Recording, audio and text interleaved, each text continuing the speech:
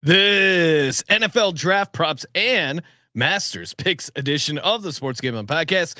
It's brought to you by Underdog Fantasy. Sign up at Underdog Fantasy, promo code SGPN to get up to $1,000 in bonus credits.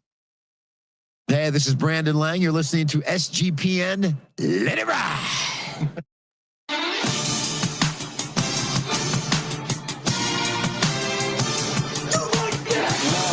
Cox. He's one of those guys who will get penetration.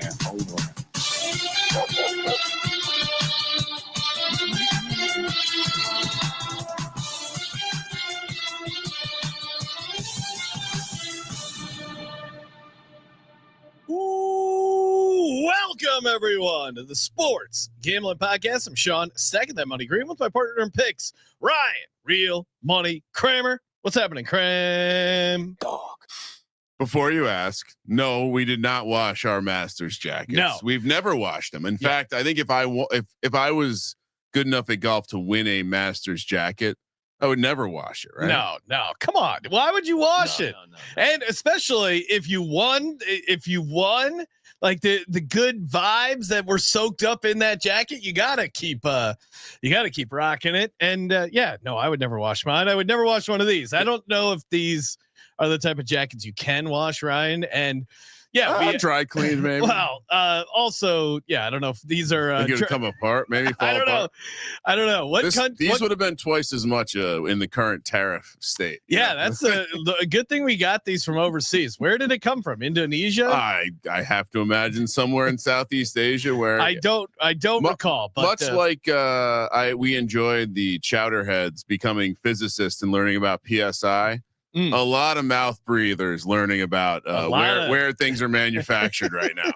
A lot of tariff experts coming through on the chat. Oh, so many tariff experts. All right, we got a lot to get to. We gave out some winners we liked for the Masters last night, but we got a special show here talking NFL draft props as well as some Masters first round leaders. A little bonus picks and props.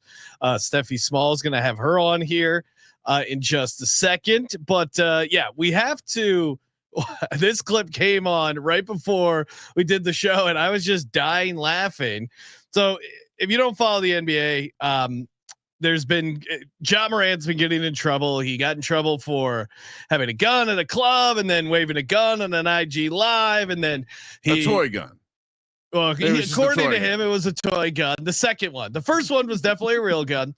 And then supposedly it was a toy gun. And then he recently got warned about doing finger guns in a game. Okay. And then he still did it again, finger guns after hitting a shot.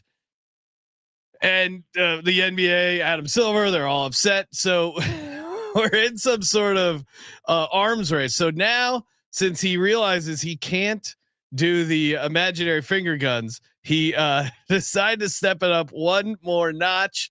This is I don't know. This just video had me dying laughing. This is Ja Morant, youtube.com/sportsgambling-podcast. Okay, hits the shot, pulls the pin, and throws the grenade in the crowd. I don't know why. I'm just dying laughing of the idea of, you don't want finger guns? Well, fuck it. Here you go, imaginary grenade. I gotta be honest. Do we know, has Ja Morant ever thrown out a first pitch? It is not it's not the greatest, but I mean, no, that's an embarrassing form here. I would say that I would not want to be in a foxhole with Ja Morant if this is his grenade release form. I mean, he's not using his lower body at all. He's not. I'd like to see him throw a baseball or a football. Yeah. Have we seen a one-armed basketball pass from him? No, but he's a very athletic guy. But certainly didn't look great tossing that imaginary grenade. I just love the idea of imaginary arms race. All right, let's enough messing around. Joining us on the line from the Stephie Smalls Show on the Sports Gambling Podcast Network, the one and only Stephie Smalls. Steph, thanks for hopping on the show. Appreciate you having you on. Happy Masters week. I see your green jacket must be in the cleaners, I assume. Yes, I like the jackets. Thanks for having me on. You guys are very matching. Very cute. Yes. Oh, of course. We're classy folks over here, especially this week. Well, and I talked to the accountant. He said if you wear the jacket 5 times, it counts for a write-off. So we still have to wear it a couple more times. Otherwise, there's like a tax gag gift write-off. Well, happy Masters Week, Steph. How is what do you do during Masters Week? Do you just lock in? Do you sit on the couch for all 4 days? Do you watch in different spots? Do you go to the bar? What's it like for you watching the Masters? I do nothing. I sit on my couch, pray my dog doesn't have to go out as much as normal, and enjoy every bit of it. I this year got a little ahead of myself betting on futures. So I didn't add any outrights this week, which is pretty abnormal for me. Whoa. Wow. That's very disciplined. I know. Yeah. I got a little crazy. Too many drinks every once in a while. I think, these timestamps on some of them are questionable. I got some good numbers, so I'm not mad about it. Wish I probably could have added one more guy, but just looked into placement markets for. Well, let's go behind the bets. What is your best CLV of someone that you bet maybe a couple weeks ago, couple months ago? It's kind of a personal question. Had a couple cocktails. You're like, hey, let me look in your pocket. Yeah. I'm pretty proud of these. It's okay. I mean, this one is dead on arrival in my opinion, but Akshay 150 to 1. He is now sitting probably somewhere around 70 to 1. Sepp Straka, I have an 100 to 1 on. He is very popular this week. And then I have a Minwoo Lee 60 to 1 and a Bryson 30 to 1. He is now way down there. So not mad. Yeah. Bryson's our guy, or at least my guy, big YouTube guy. I'm shouting out all the YouTubers this week. No, I got no beef with the Bryson, but I'm team Brooks. Normally, if you listen to the show yesterday, gave out some outrights that we like. Xander to me, getting him at 25 to 1. I love that. X gonna give it to you. He's a fun guy to root for. Still can't believe that's not a real name, and you're backing a guy named Xander. Yeah, come on, Xander. Yeah, why it's not Xander? They just threw an X in it. Alexander. He was classic name. Right? Everyone tweets out those charts of like these are the only guys that can win the Masters, and it's never the guys I want to bet on because the guys I want to bet on are always super long shots. But Xander checks a lot of those boxes. Of course, Tommy Fleetwood, the guy that I have to get down on some Tommy Fleetwood. I'll tell you this, Steph, we brought you on to maybe talk a little first round leaders, some other Masters picks you got besides all the futures you're sitting on. I added this gentleman, first round leader, mybookie.ag promo code SGPN, had him at 65 to 1. Cam Young, first round leader. How say you? What do you think about Cam Young getting off to a good start? Oh, Mr. Cam Young. He has had 2 really nice finishes the last 2 appearances at the Masters. Cam Young is the perfect example of a guy to bet first round leader so that you don't have to deal with him later on because he will hurt your feelings. So get him for 1 round and get out. Like that is the perfect example of a guy to do that with. Plays well here. So I don't hate it, especially at that number. I thought you were going to just go right to Tommy Fleetwood. No, I assume he's in the card. That's the only. Don't lie. You don't have a first round leader on Tommy Fleetwood? No, I don't. I should because Tommy Fleetwood has gotten off to good starts and not finished. I don't know if he's ever trying to think if on the Masters he's ever hit a first round leader. Kramer, do you have a first round leader you want to toss out? I have a lot of them. Okay. I have a lot. Well, I heard Bryson. I also have Bryson first round leader. At now what's his first round leader? 30 to 1. 30 to 1. Yeah. So, not quite the CLV that Steph has over there, but again, vibes were strong. Generally, if I'm going to play a contest, I'm just going to fire on every way I can bet those guys just in case. So yeah. And then we were talking about Jason Day earlier. Don't want to jump ahead, but Jason Day, first round leader. Yeah. I saw Steph tweeted out this. Will he have his baggy look going? That's what I want to know. Yeah. Steph, any insight on? Told him to tone it down. He had to tone it down this year. They actually didn't approve of his looks the first go. So I think honestly, the first round for him is a good look. There's no better way to say suck it to them than come out and be the first round leader. Well, he's got to be careful. He's he's Australian, so he's got a little bit of a darker complexion. Sean, we know the dark history of Augusta. This could be some prejudice towards towards a non-patriot. Well, this Steph just tweeted out this this quote that Jason Day had. Someone was a reporter was asking him, talking about his work ethic. Do you think the penny dropped? Do you think that's the next step? Jason Day, do I think what? Reporter, the pennies dropped. Jason Day, did you say panties? the reporter, the penny. Okay, fair enough. No, you're good. I don't drop many panties out there, mate. I mean, that's what's great about Australians. They are true degens. Also, I'm with Jason Day here. Have you ever heard that expression, the penny dropped? No, I've heard of like picking up a penny when it's heads up for good luck, which I did pick one up last Saturday. So I don't know. I maybe tail my bets. But okay. Other than that, no, I have not. Now, Steph, you'll have to remind me. I feel like it was tied somewhere around a big, I want to say golf event.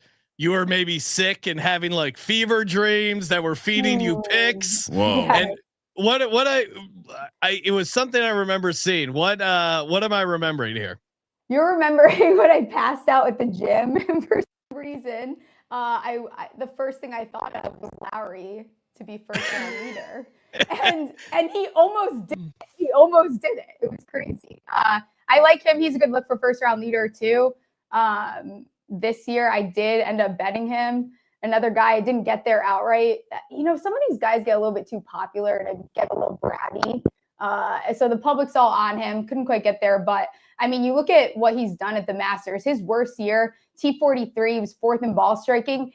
And he absolutely bled out putting wise. He was like losing 7.8 strokes putting. So I think if he can keep the putting together, which you're asking for a lot sometimes with him, I think you get in here at the first round leader. I like his top 20 plus 115 too. What's Shane Lowry's first round leader price? Oh, I got them up in front of me. Yeah. Shane, 50 to 1, Sean. 50 to 1 is what I'm seeing. All right. So Steph, I'm looking to add a first round leader. Do I go with Shane Lowry or Jason Day? What are we doing here? I think we go Jason Day. Like I love that they told him to tone down his outfits. He's another example of a guy that like, I don't want to get in on him. You know, I actually, when I was doing my research, ended up betting him outright at the Open 100 to 1. He's had a 67 twice here, including last year in the first round. So I like Jason Day here, first round leader. Yeah. Oh yeah. All right. So I'm Addy. I got Jason Join Day. me with Jason Day. Jason Day. I'm seeing first round leader 60 to 1. That's a nice price. I'll take Daddy that. Day. Number. Yeah. Daddy Day. Now he does have a kid named Dash. Again, Nagels always warns me of this. It's not a real name either. Oh, I know a dog named Dash. So that's when you share a name with a dog, that's usually a red flag for not a human name. And I was reading about the incident from last year that caused him to get put on the list for his clothing. Oh, what was it? Well, he just was wearing some very loud clothing, and the people at Augusta did not like it. And he quote, we had to send it in. I think I'm on the short list of guys that have to send in their scripting now. I get it. I was a little bit much on Thursday. So yeah, I mean, it sounds like he's on like a probationary list. It's like my daughter at middle school. Yeah. Like, no spaghetti straps. Really pushing the envelope of their, of the dress. Well, which is weird because there's a lot of stuff the Masters don't tolerate, and then there is a lot of stuff the Masters are completely fine with, including Angel Cabrerra that we were talking about. I know he just came out of prison, right? Sean was shitting all over him yesterday. Well, I mean, maybe it's one of these country club prisons. I don't know how they do white collar prisons in Argentina or wherever he was. Maybe they have a driving range. I don't know, but I didn't realize. I assumed that he went for jail. It was evading taxes, some sort of scam, that kind of thing. No, this dude is a maniac. Yeah. it was assault, stalking, and trying to run over his ex-girlfriend. And the Masters are like, well, come on. No, Sean, we got it. We still wrong. have to get him back. It's multiple ex-girlfriends. Yeah, you're right. It's 2. I mean, come on. And this is the insane quote from the guy at the Masters. Quote, as we all know, he's been unable to participate in the Masters the last couple of years due to legal issues. You mean being in a prison? I love how they say, oh, he's got those legal issues. Yeah, he was in a jail cell because he's a maniac. So I think my favorite part of that is then they were like, his PR team was like, you know what we'll do? Have your son caddy for you. That'll help. Are you fucking serious with that? So his son, I believe, is on the bag for him, which is quite funny. What a heartwarming story. So if you needed another reason for him to miss the cut, and I've just been over on Underdog, and shout out to Underdog. They have a bunch of great stuff going for the Masters. Promo code SGPN. You can obviously stuff you like, and you got to tie it to multiple things. So I keep whatever I like. I just also tie it to Cabrera missing the cut, or our buddy. Why am I blanking on his name? Couples. Yeah, Fred Couples, who seems like a class act, but is really going to struggle to make the cut. So just to add, he served. He was sentenced to 3 years and 10 months in prison. He actually would have played last year had he not had visa issues. Oh, okay. And when asked if he felt it was appropriate for him to be playing in the Masters, his response was, quote, I won the Masters. Why not? Which, in fairness, that's an ultimate flex. According to the bylaws of the Masters, once you win the Masters, you're essentially like if he wanted to go on the lam at the Masters, they probably could keep the law enforcement off the ground. Yeah. He could just hang out in the champions. I mean, he has a locker. It's a sanctuary state. I learned that there's a special driving range only for champions during Masters week. That's a pretty sweet flex. I learned a lot about what you win when you win the Masters. You also get a gold coin. Oh, really? When you win the Masters, you get a little some sort of locket trinket thing. It's skull and bones. It really for golf guys. Yeah. It really is. And then you get to plan a meal. Plan a meal. There's been some controversy surrounding the Masters meals, as there always is. They're just people weighing in. I thought Kramer, we were going back and forth on one of the golfers' meals. The OG like bad meal that everyone makes fun of is the Bubba Watson one. The Bubba Watson one, I agree with. But Sean, we cashed a nice ticket on that. Yeah, back he in hit 2013. that amazing hook shot. But no, it's because the current menu of Scotty Scheffler's is a little controversial. Yeah, I like it. You give me a bone-in ribeye, I'm in. I mean, tomahawk steak, lobster ravioli. It seems like something you get at Barry's over at Circa. I thought it was a good meal. He's doing the chili cheese stuff for his Texas vibe. Steph, how say you on Scotty's meal? Are you in or out? I mean, it's so funny that he's serving raviolis, right? Like, that is the one that stands out. Yeah, I'm sure he found that quite hilarious. I want to know because he's doing sliders Scotty's way. Have we found out what the Scotty's way is? We have. Oh, you have. Okay. Well, I'm just by looking at pictures because the dinner is the dinner must be tonight, perhaps. Yeah. It seems like it's probably the combination of some sort of sauce and French fries on the sliders. So, Sean, yeah, I'll see if I can pull up a picture here. Which is again, my argument as to why you can make fun of this meal is that it has aspects of being a little bit beneath a great club like the Masters, or a great tournament like the Masters. So yeah, they called it a cowboy ribeye. That's just fancy way of saying bone in. All right, I got a picture. I'm gonna put up on the screen. I don't know. I mean, it's not the worst thing I've seen, but it's also not what I think he's getting a little heat. This is a respectable menu. Yeah, putting fries on a burger, that seems like Sean's something they would out of the situation. Well, I didn't realize what Scotty's way was. That certainly, I mean, that's like a Pittsburgh thing more than. That's weird. Yeah, that is all right. That is weird. That is odd, but I would still eat it. It's like who are we kidding? Yeah, and then I guess the ravioli bit too, which is odd because he told us that when you want to eat raviolis, you got to make them by hand, right? And drink a lot of wine, and then injure yourself doing something else and blame it on the ravioli construction. So yeah, I guess he has a sense of humor. Now, Steph, what any other what are some fun bets? Masters known for the weird stuff. There's so many ways to get down. Do you have any sort of fun props? Ryan is anti-fun. He is going to bet no hole in one. Yep, plus 140. Come on, that is got a huge bet on it. That is not the fun. Week. Not the week. That is yes. not the week. Come on. Oh no, I'm all no fun. All no fun. Although I do have a Jason Day top 20. That's fun. Okay. Do you have any fun bets going, Steph? I have one fun one that I will give out, but I would be remiss to not mention this guy because I'm not going to shut up about him. And it's Lucas Glover.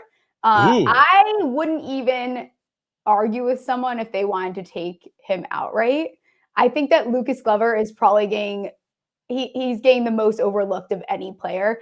Plus 350 to be top 20. His last two starts, T8, T3 at the Players, gaining what? He gained 8.6 total strokes and 12.6 at the Players. Name the category he's gaining in it. He's absolutely striping the ball this year. The nerds love all their trends. He hits a lot of these trends that they like to talk about. He's accurate off the tee. His last appearance at the Masters, T20. Before that, T30. Missed the cut. He's in the best form that he's been in and during the Masters. I like Glover. Could he miss the cut? Maybe. But I also if he's in contention, I would not be shocked with the way that he's playing. So I really like Glover. A name that I'm not hearing a lot about. So let's add it to the first round leader. I see he's plus 110 to 1, Sean. Wow. Plus 11,000. Oh my God. Done. Lucas Glover. All right. I like that. I like putting that in the satchel there. Now, going back to Ryan's, there hasn't been a hole in one in what? No hole in one past 3 years. I explained to Ryan that's due. What are you betting a hole in one? How say you, Steph? I have to. Yeah, come on. To do it. It's just it's part of the experience of the Masters. You know what? I'll not be rooting for you guys. I'm going to be the guy at the craps table with the massive pile of chips on don't pass, just being a full curmudgeon. Do you have any, Steph? Do you have any chalky bets like Scotty to make the cut I guess that they wouldn't even offer that, but Scotty Scheffler to top 5 or whatever even money Scotty bet. Do you have any super chalky stuff? I do think everyone's overlooking Scotty a little bit, which probably sounds insane, but it's everyone's Scotty's not doing it. Just watch. He's going to be there. It's Scotty. He's also was putting not well last year, and now he's coming in. Okay, not as good a form. Totally get that, but he's also putting better than he was. So I think everyone's being a little bit dramatic about him. I have a Xander top 10. I couldn't get there outright. I think Cam Smith is another guy that's getting a little bit overlooked. He also looks like he took a shower. He looks less greasy than normal. I don't know strokes gained less greasy, but that's part of it. He's 4th total strokes gained at Augusta last 24 rounds. Great putter, great scrambler. Last 5 appearances, 4 top 10s. He's a plus 190 top 20, 50 first round leader. Also top live player, 10 to 1. Don't need that by any means. And then if you guys want something spicy. Yes. Okay. Noah Kent, top amateur, plus 750, has the worst odds of all of them. He played his practice round with Rory. I don't know if that's good or bad. You take that however you want. He had food poisoning the last time he played at Houston. He did not play great, but he still gained strokes off the tee, has very good carry distance compared to the field. And I don't know if this is accurate. I don't know if it's a Reddit rumor, but he's supposed to have Jonathan Smart on the bag. He worked with Willett, who won the Masters in 2016 at plus 750. I don't think he's accurately priced here, so I'll take a gamble on him. Now, how many amateurs are going out? I think there's 5, I would say. Okay, yeah. I mean, Well, do you want another reason here? Sure. For our buddy Noah Kent, who I believe, I could be a little wrong here, but I believe he played his first year of collegiate golf for the University of Iowa. He then transferred to the conference where it means more and joined the Florida Gators. Oh, riding high off a national championship at basketball. All right, let's throw this on the list. This is great. Having guests just come feed you more bets. I told myself I was going to be reasonable. And then that was before we started talking to Dom over on the Golf Gambling Podcast, Steph on the Stephie Smalls Show. Make sure you subscribe to that. Spotify, YouTube, wherever you get your podcasts. All right. So anything else, any other, I feel like you've given out a bunch of fun stuff here, Steph. Anything else you're holding on to over there in your pending wagers? I mean, home gonna miss the cut. I like Phil a little bit. That was all right. That was one I wanted to talk about. Let's talk about it. Top senior. That's second biggest bet of the tournament after no hole in one is Phil to be the top senior. That is the big point of conversation in our group chat. Me, Kramer, and CJ. Really which you can only imagine what goes on in that thing. But we have been discussing Phil Mickelson. Phil top senior. I think CJ got it at like minus 110 or minus something 110. Like it seems like it's out to minus 150 ish, 170. Even higher. Yeah. Even higher. So what do you like playing Phil? Do we dare go like top 10, top 20? Phil, I don't know what's the top 40 number still. I think I took it at plus 110, and that was kind of me being a little soft about it, but.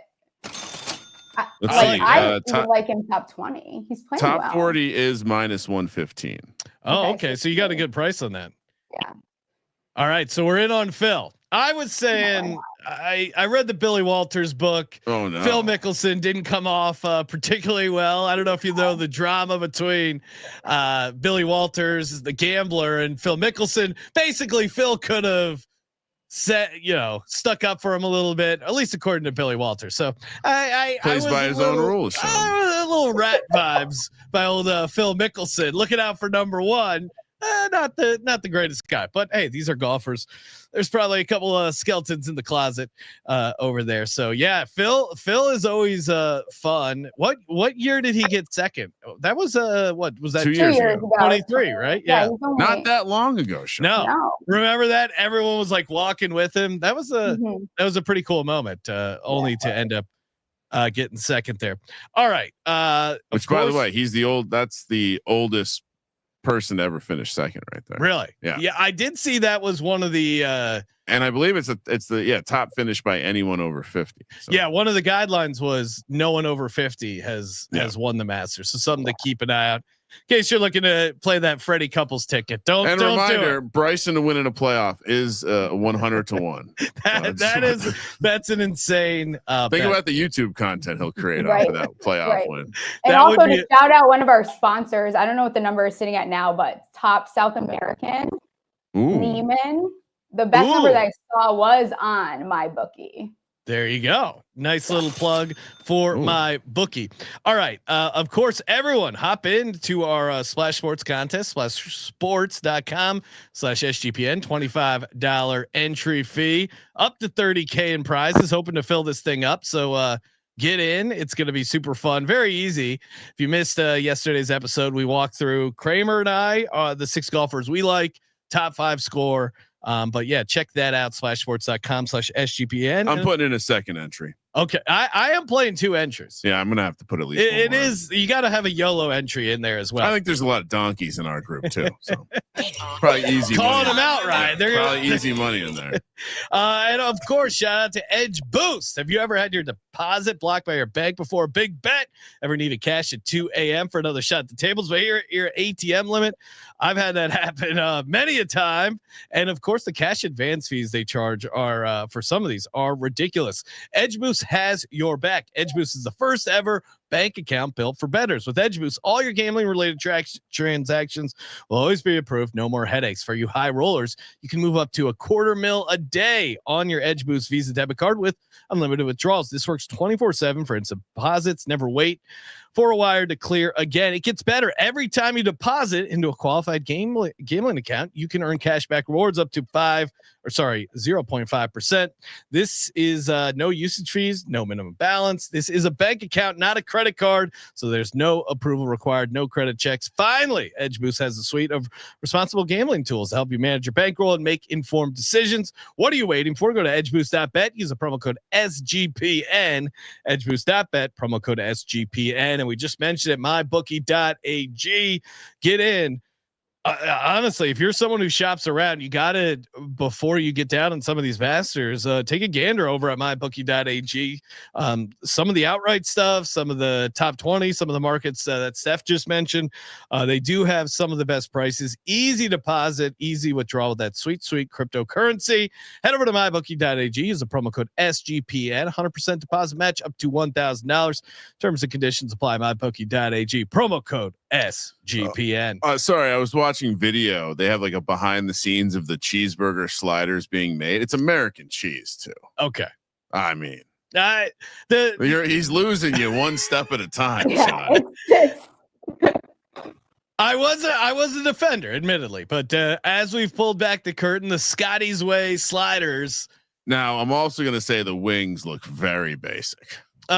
Yeah, but we're gonna switch gears here, talk a little NFL draft, but we got to get Steph's take. The Scotty Scheffler ravioli story. He was very drunk, right? That's the only reason. How do you injure yourself making ravioli if you can't be really good at golf and have great hand-eye coordination and then accidentally stab yourself making ravioli? What do you make of this ravioli story, Steph?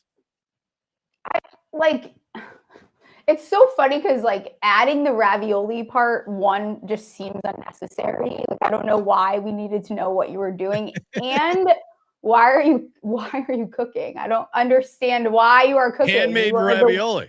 Yeah, what are we doing?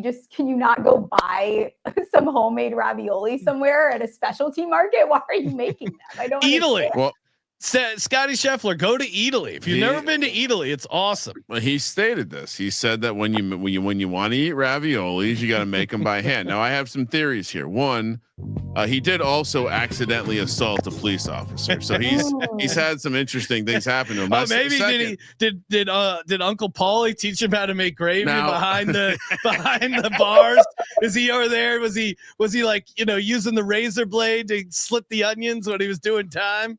But I have a theory about this. Yes. Now, I can't speak for everyone, and Sean, maybe you can relate. But if you're making handmade ravioli, probably for a special occasion where maybe there's going to be some return on investment later in the night, could it be that Scotty Scheffler is a freak and he injured himself in some sort of crazy sexual act because the missus was so juiced up off those handmade raviolis?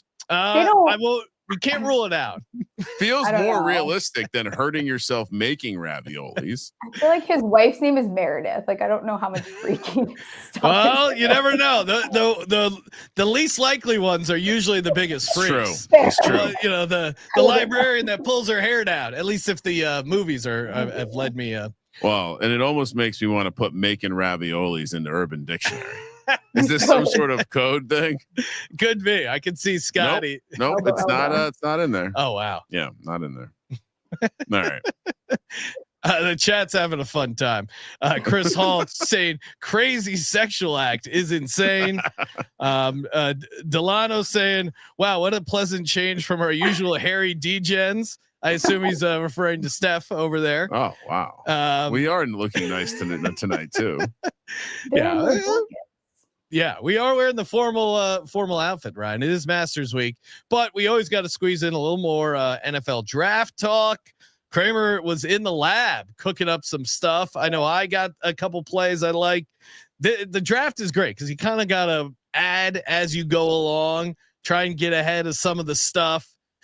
Kramer, why don't you start? Toss out a draft prop. I'm going to start, but the first thing I want to bring up is part of my deep dive led me on let's see what Adam Schefter's been saying over the past couple months. Oh, and I'm really pinpointing this Browns narrative because now, we remember recently he states, well, Browns are really into Travis Hunter. That's why the price is where it is now. Now, a couple weeks ago, it was Adam Schefter saying that it was all about Abdul Carter.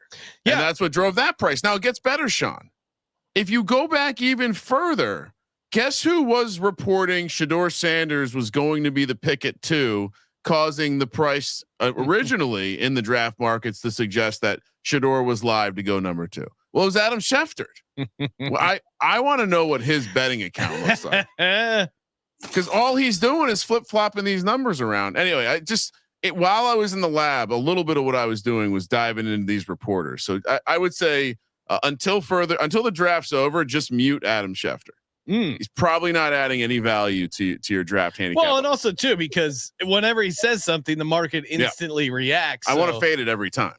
And we'll start there. This is a pro Giant show since Steph's here. Really? I'm buying the dip on Travis Hunter. Okay. Plus 250. Again, all I've learned in the past 6 hours of me reading the internet is that Adam Schefter is full of shit. Wait, so you're buying the dip on Travis Hunter. He's plus 250 to go to the Giants at 3. Oh, okay. And you might, okay. I in what world should this be dropping to plus? Adam Schefter said so. That's all. No, the Browns don't let stuff out. If anything, the Browns have really only spoken out loud about they've spoken out loud about Carter and Hunter, and they've really spoken more about the idea of a quarterback. Well, and this is why you got to start hitting on some of these markets early, because you could have both sides. If you were playing the Giants, you could have Travis Hunter at decent plus odds and Abdul Carter at decent plus odds. Of course, both those won't hit when they draft Shedeur Sanders. No. But Steph, where are you with the latest Giants draft and any other Giants draft props? And it does seem like obviously pick number 2 is going to swing things, and then I think pick number 4 and 5 it gets interesting too. So where are you at with the Giants? My thing is, what is the Browns' plan at QB1? Kenny Pickett? Is that that's what we're doing? Like right now, as of now, that's QB1. Well, and I said to Kramer, I go, Shedeur to go to the Browns right now is 17-1. Yeah.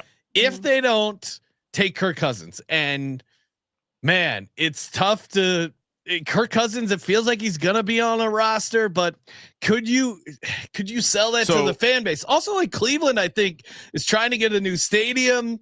You want a young, sexy quarterback to maybe help that. I just think it's 17-1. I haven't fired on it yet because I do want to see if they sign Kirk Cousins, but maybe I should fire on it just to get ahead of it. So I was having a conversation with friend of the show, Brad Ward, host of the All Eyes on Cleveland podcast. And I was kind of running the whole, like we've now heard a couple people bring up the fact that Jalen Milroe had his best year in college with Tommy Rees. Tommy Rees is the OC for Cleveland. And it does seem like both the Giants and the Browns, but I would say I feel more stronger about the Browns. They will be taking a quarterback. It's going to be there at maybe they trade back into the first round to get the extra year of control. Maybe it's in the early second round. And I'll go a step further. I think the reason Jalen Milroe accepted the invitation to New York is he knows that his floor is to the second pick of the second round where the Giants pick. Well, and that's interesting because they only invited 13 people, and I'm pretty sure Dart and Milroe were 2 of the guys that accepted invites. Steph, how do you see it shaking out for Cleveland? Because maybe they sign Kirk Cousins, but if they don't, I can't imagine they're gonna draft Kenny Pickett. Well, Cousins said he's not signing until after the draft. So. Oh, okay. Well, he's not doing that again. Yeah, he doesn't want. And I don't think the Browns would do that. But how do you see it shaking out, Steph? First of all, Kirk Cousins and Deshaun Watson in a locker room together is far one of the funniest things I've ever heard in my entire life. That is just, I don't know. Maybe that'll be good for Deshaun repentance somehow. I don't know. I think that the Browns don't know what they're doing. I think it's more likely that they just take whoever they consider best player available, which in my mind, I still think it's like, I'm with Ryan. Like, I think there is value on the Giants getting Travis Hunter. I think it is still Abdul Carter. It's crazy, like the swing in the market, but I think they're going to try to come back in at least. Like, I don't know if we're looking at with Milroe, like, is there a chance that we see 4 quarterbacks go at, like we saw how last year went? Is there a scenario where a team like the Rams or the Steelers end up taking a quarterback? Do the Giants try to come back in? Do the Browns try to come back in? I don't know. Like, maybe we see 4 quarterbacks go in the first round. I don't know if I agree with it. No, I don't. I mean, you also have just the obvious pressure of teams willing to trade back in. Teams who have picks at the top of the second round, willing to trade back in to get the extra year of control. I mean, I think you either, and I don't know how, like, some of the green and the blue book don't have this guy, but Tyler Shuck, I think also is in play. First round? I think I think now, because I think there's also a version where Stefanski likes Tyler Shuck. Tyler Shuck fits Stefanski's offense the most, and Tyler Shuck could be is a sellable person to sit behind Kirk Cousins for a year. They have a similar game, if anything. Shuck a little bit more athletic. So yeah, I think he kind of looks like Kirk Cousins. Well, and if you know he's got an interesting backstory. He's transferred a bunch. He's old as shit. I want to say he's the same age as Goldilocks, Trevor Lawrence. It's one of those crazy ass things. Like, they might have been in the same high school recruiting class. Look at this. Doesn't he look like related to Kirk Cousins? So couldn't you see that being a side by side? Yeah. No, I mean, I think a lot of teams up top, the Giants and the Browns, might try and get these stud blue chips with Travis Hunter and Abdul Carter, have their cake, eat it too, and then get one of these better second tier quarterbacks, maybe a Jackson Dart, maybe a Milroe, maybe even a Shedeur Sanders. I gave out on the VSiN show Shedeur to the Steelers at 7-1. They just announced that Shedeur is having a meeting with the Steelers. I just think Shedeur and the Sanders clan and the Tomlin clan, I could see them getting along. I don't think they're going to start Mason Rudolph. I don't think, and now it seems like it's more clear that they're not going to sign Aaron Rodgers. Kirk Cousins, I haven't heard anything of him going to the Steelers. Now, usually the Steelers kind of, who they're going to draft, because they always draft a guy that they bring in to talk to. And now that they are bringing in Shedeur, certainly makes it look a little bit better for my 7-1. So, Steph, what's a prop you're getting down on right now for the NFL draft? This is one I feel pretty passionately about. It's the Vikings first position drafted to be a safety. Ooh, okay. Here's the deal with Kwesi. He is not a good drafter. Like, not a good drafter by any means. 9 draft picks his first year. I think the best pick was Ed Ingram. Got a good 3 years out of him, and then traded him to the Texans. 6 picks the year after that. 1 starter, Jordan Addison, and then a bunch of guys I don't even know where they are or who they are. And then last year, we don't really know about JJ McCarthy, a solid kicker, and Dallas Turner. They don't have Bynum, who was a Spielman pick. First of all, we'll just add that. No, Kwesi did not. That was not a Kwesi draft pick. Harrison Smith's back a year. He fits the B-Flow system. Like, there is some corner cover abilities there, like with a guy like Starks, for example.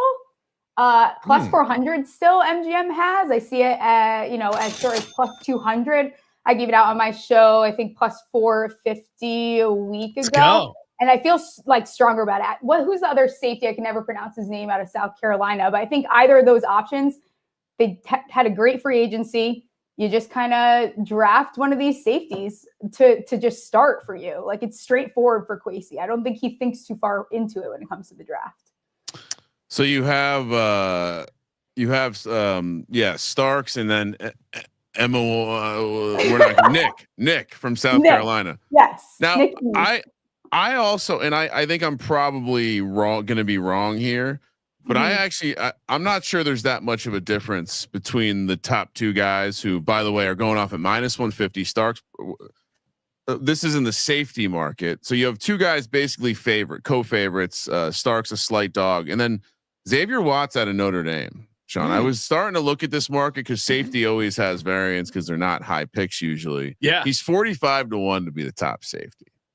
Now, I think the other two guys are good enough prospects where it probably doesn't happen, but it only takes one team. It's that season where you just say it only takes one. Not an official play yet. I'm still working on the safety market. I like that. Just want to let you know I've been peeking at it. All right, for me, my first prop I'm giving out is an offensive lineman, Armand Membu, under 6.5 for his draft position. You can get that at plus 180. So let's take a look, because basically he's considered right now the second favorite to go for the offensive lineman.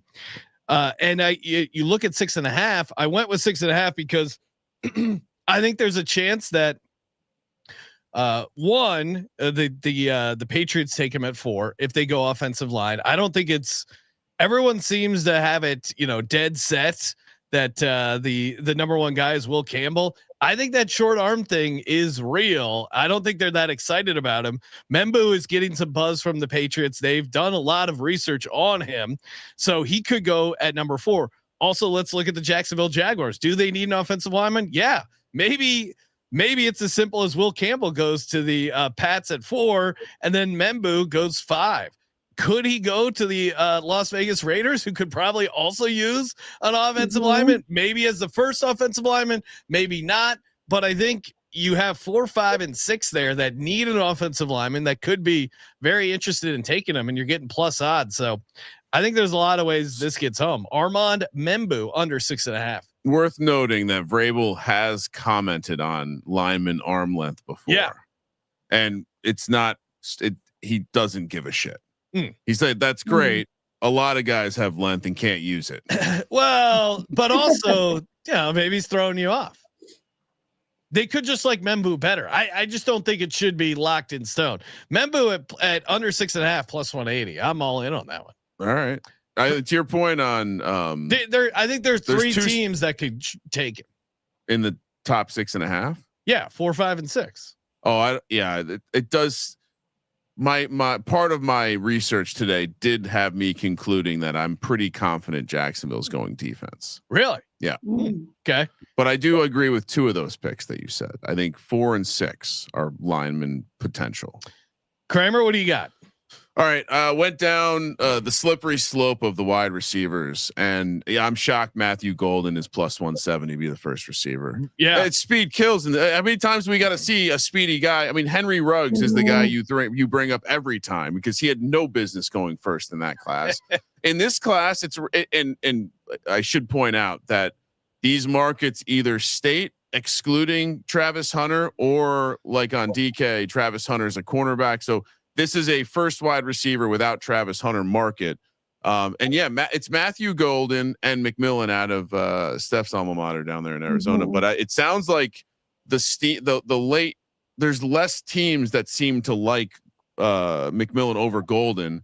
And so I'm shocked the market still has it plus 170. I think it's a lot about the Cowboys McMillan rumors that seem to be, in my opinion, they're kind of going away. So I think Golden has multiple landing spots in the teens, and I think there's a chance that both guys don't get drafted until after pick 20. So I'll go with the speed guy, especially with the idea that neither one goes in the top 15 picks. I can see Lions drafting a receiver plus first. 170. I mean, he run a 4.29.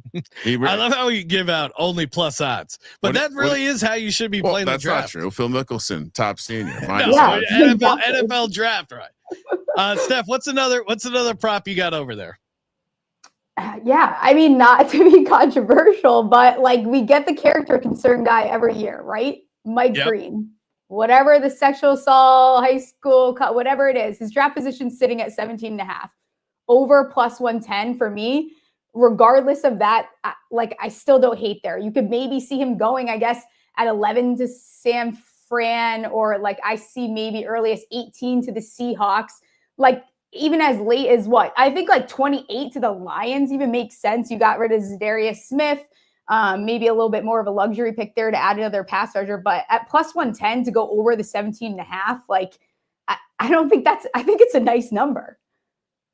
Adding to that, yeah, it's like it seems like Panthers, Niners, Falcons, definitely all in play. Cardinals also potentially in play, like you said. Seahawks. Sounds like the Bucks are. What was the number? 17.5. Yeah. Okay, so the Bengals will be the linchpin there. Then that's an interesting pick because I don't think the Bengals need anything. A lot of people have the Bengals maybe taking a safety trade down. I like that. Bengals will be interesting. There's a couple guys with character concerns. I've seen a lot of mocks with the Eagles ending up with Pierce, another guy with some character concerns. What was his issue? Real shit bag, but great at could be a top 10 pick. Howie Roseman went out of his way to say no one with domestic violence stuff, they're not interested in drafting. So if that's, I mean, he went out of his way to say it. So I would strike him off the board there. Hey, shout out to Underdog Fantasy. Use the promo code SGPN. Get in. The Masters is happening. Perfect time for a little Masters entry. I cooked this one up. Kramer, tell me what you think. Or Steph, feel free to hop in here. Fred Couples lower a half-made cups again. Just piling on Fred Couples, and if he makes the cut, you're in trouble. He's Jim Nance's close friend. Get this, and I tossed in our buddy Cam Young, better 5.5 round one finishing position. So Cam Young top 5 round one. Fred Couples not to make the cut, lower a half cut. And I use their 40% profit boost. $50 wins you $1,023. Steph, how are we feeling? I don't know about Cam Young there. I don't hate it, but I just can't. So Cam Young is a very frustrating player, and he could hurt your feelings very quickly. But I like the payout on it. All right, there you go. I'll take that. And it's just the first round, so he'll implode later on. Underdog Fantasy promo code SGPN. And if you're looking for some AI data picks and props, Rhythm is your place for all things Masters. And they just added some sweet discounts for SGPN listeners. 25% off their monthly package when you use the promo code SGPN 25. 50% off when you use the annual SGPN 50. Get in, get your 7-day free trial. They have a ton of stuff, and it's great. I've been playing around. Great for some of the top 10, the top 20. They have live hole by hole betting, and the cool thing is you can personalize it too. Your model, and I know what you think. Oh, I don't know how to build a model. You don't have to. Very easy. You just adjust the sliders. Rhythm does the rest. sportsgamblingpodcast.com/RITHMM. And of course, the promo code SGPN 25, SGPN 50. Download the Rhythm app today. That's RITHMM. Another NFL draft prop for me is give me Ashton Jeanty over 9.5 draft position at plus 200. I know everyone's saying, "Oh, he's going to the Raiders." I'm a little skeptical of that. I think the Raiders may go cornerback, and you're getting 2-1 here. I still think there's a little hesitation of taking a running back this early, and I could see him. Honestly, I think there's a bunch of spots he could land, starting with the Browns at 10, starting with the Bears at 10. I don't see the Saints taking him. I don't see the Jets. The Raiders is really the only team I think you have to worry about in the top 10 taking him. And I kind of have a feeling they're going to go elsewhere. What's your read on Jeanty, Steph? Yeah, I'm not fully convinced that he's going to the Raiders. I could see the Raiders go defense. It's just interesting. Where does he go after that? Like Bears makes sense, but the way he was, Ben Johnson was talking about Warren was like a little weird. Honestly, he's obsessed with that guy. I could see them do that as well, but probably one of those places makes sense. I have like a 16-1 for him to go to the Saints, but that's basically just based off the fact that the Saints just do whatever. Like you have no idea what they're going to do in the draft. But yeah, I don't know. I think he's got to go to one of those teams. He's not going to fall much further. Here's what I would say. Now, and there's always chance some team says I gotta go get him at some point. I know trading up for a running back is crazy. But I've heard now a decent amount of talent evaluators like list him on a very short list of blue chip guys in this draft. And it's not like you're trading into the top 5 or even top 10. What I'm suggesting is he slips past the Bears. Then, all right. So you get past the Bears. So you're saying over 9.5, right? Yeah.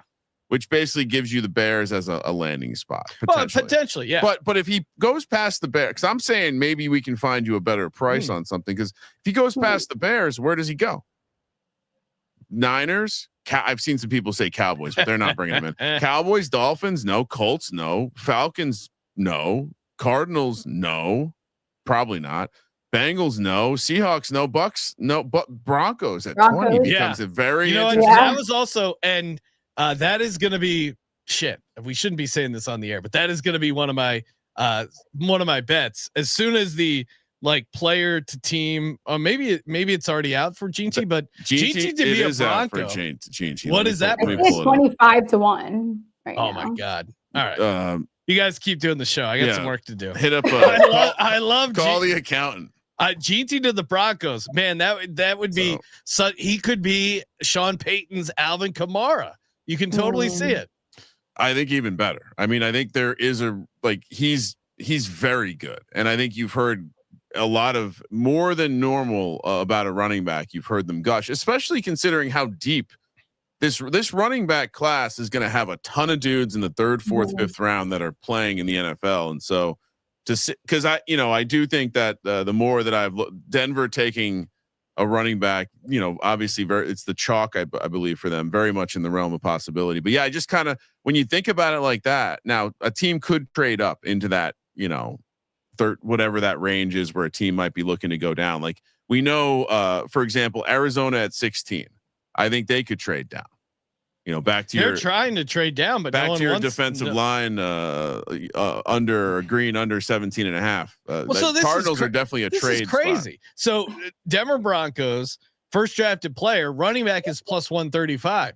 GT is 25-1 because they think it's going to be Hampton, right? Or who's the second? They think it's going to be 100%. What you're, but I think that's well, we've learned this a lot where when they do this thing where they create these very narrow outcomes. And again, if GT does not go to the Raiders, we know that, Will Johnson, there's the Michigan connection. There's also that he's a long defensive back like Pete Carroll likes.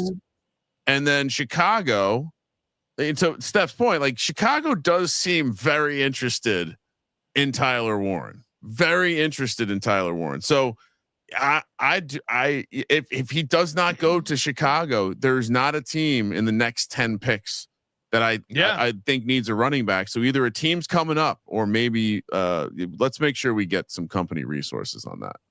I'm intrigued at that as well. Let's get it. All right. I got one more. Okay. What's your third one? Well, I was in the wide receiver market and I noticed something interesting. So it seems like, again, this is excluding Travis Hunter.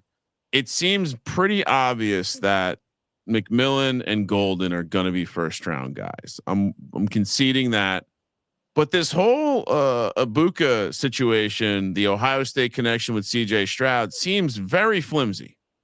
The Texans went out and got Christian Kirk. They've Tank Dell, who's probably going to miss a ton of time, but they went out and got Christian Kirk, who is the slot guy. They also need a fucking offensive lineman. This draft is deep at offensive lineman in that range of the draft, end of the first round, second round. So first round to have fewer than 2.5 wide receivers, Sean, should not be plus 225. 100. Again, all we need is Ibuka to slip out of the first round. That's the scenario. This is a weak wide receiver class. And again, I think the back end of the first round will be littered with defensive linemen, offensive linemen, a running back, maybe those quarterbacks we talked about. I didn't get the crowbar it in earlier, but sitting on a 14-1 Rams first pick, a quarterback gave that on a VSiN. I just think that range of the draft, we're not going to see. So 225 wide receivers under 2.5 in the first round. Love this one. This price will move. You want to get in today. You sound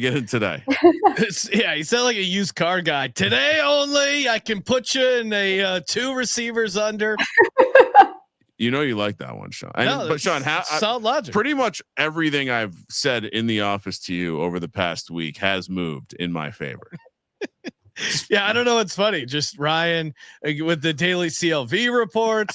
Ryan talking about his digital horses. Ryan shitting on another podcast that he listens to. Well, I can't listen to him talk about the NFL draft. It's great. Yeah, Steph, what's another NFL draft prop you like?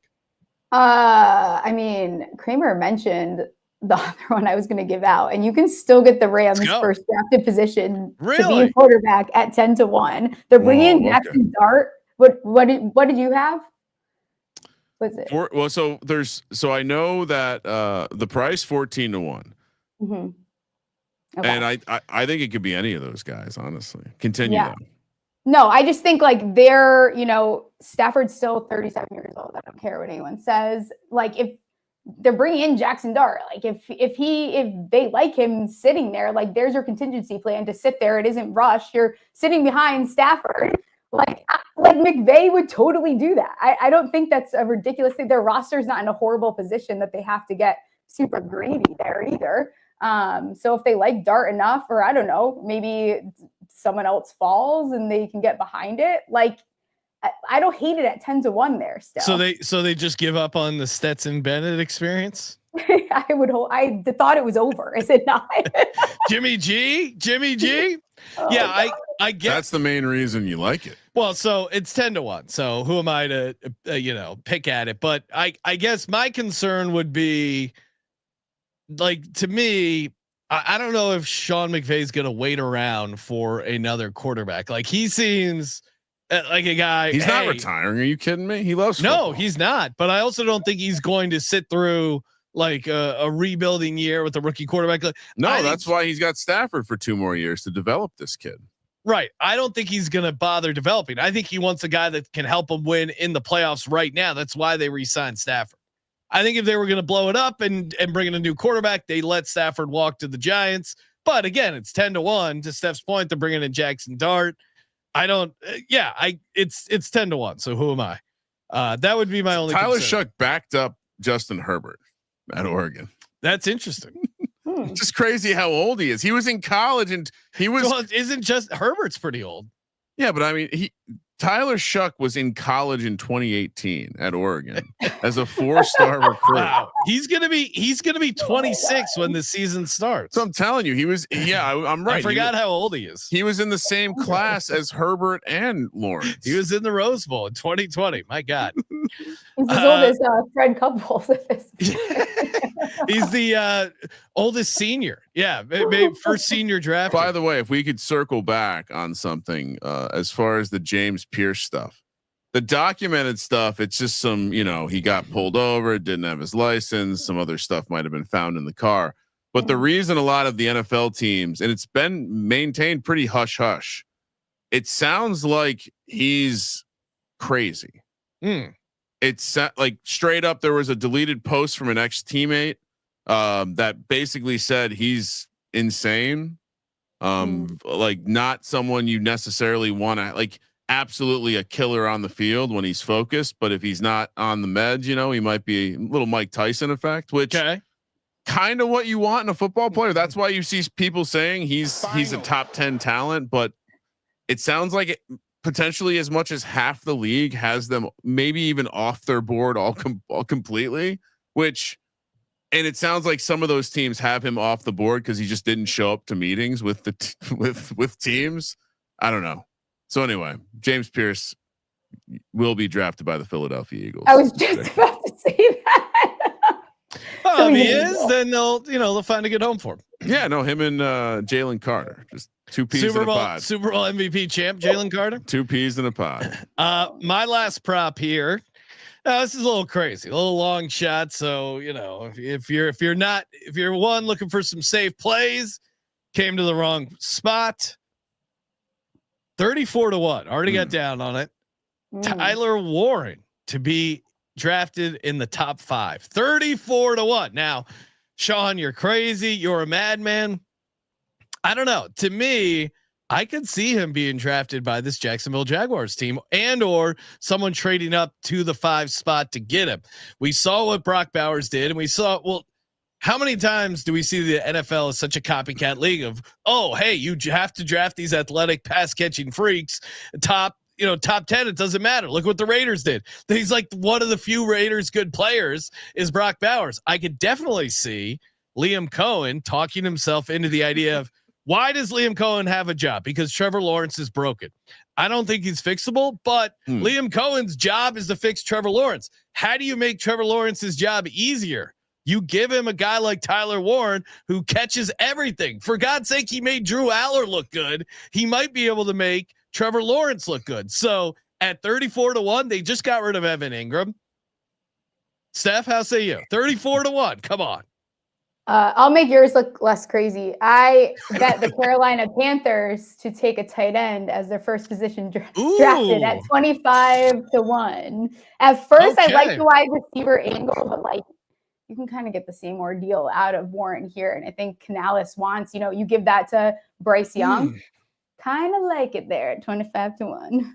Yeah, Tommy Tremble, Jatavian Sanders, they would love to have a great playmaking guy like that on the offense. I mean, we love Xavier Legette. He's fun. Adam Thielen, as much as I always put him in DFS lineups, he doesn't have much tread on the tires. You need another pass catching guy for Bryce Young. Yeah, I don't hate that at all. 25-1. Yeah. I think he's just a guy that could go higher, I think, than people think. So anything you play into that, whether it's Steph's angle on the Panthers at 25-1, him to go top 5 at 34-1, and Jags to take a tight end first is 15-1. So are we sure Warren's going first of the tight ends? Is that conceded, we think? Not necessarily, but I think if someone's taking him early, it's probably because they fell in love with Tyler Warren. Now, I would be shocked if and what Colston Loveland is the other tight end that's being if he goes ahead of him, I don't think it's in the top 10. That I would be really surprised with. Yeah, I think if I'm circling one of the guys who everyone feels is like top shelf can't miss prospect, it's Tyler Warren. He's one of the few. To me, it's like I think he's got bad hands. Abdul Carter, Travis Hunter. Kramer has this narrative he has bad hands, even though he had like 3 drops in his collegiate career. I just watched the guy play. He's not a fan of his hands. All right. Hey, great times. Steph, thanks for coming on the show. Really appreciate you hopping on. Make sure you subscribe to the Stephie Smalls Show, wherever you get your podcasts, Spotify, Apple, YouTube.